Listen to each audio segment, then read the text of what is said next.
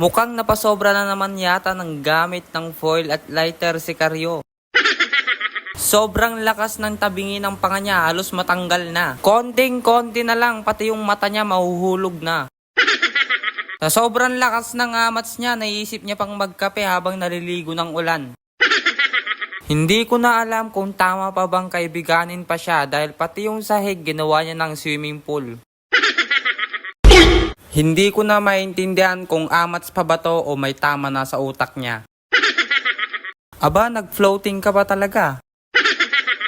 Sa sobrang galing ni Karyo mag-swimming, sumali pa siya sa Olympics kaso nga lang na-disqualified kasi nga pong professional na daw. Hindi pa nakontento si Karyo, aba, nag-surfing pa. Bilib na talaga ako sa'yo, Karyo, sa sobrang galing mo, nawasak yung galon. Nananawagan po ko sa mga pamilya po nito, please lang pakidala na po siya sa mental hospital.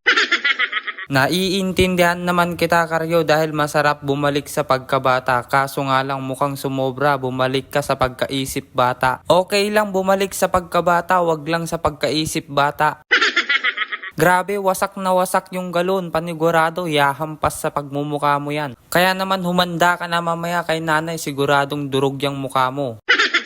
Habang bata ka pa, punuin mo ng ngiti at tawa ang iyong labi. Maligo ka ng ulan, magtampisaw sa kaputikan, makipaglaro sa kaibigan. Punuin mo ng pawis ang iyong damit dahil darating yung araw na sasampalin ka ng realidad na puno ng problema. Kaya habang bata ka pa, piliin mo lagi na maging masaya.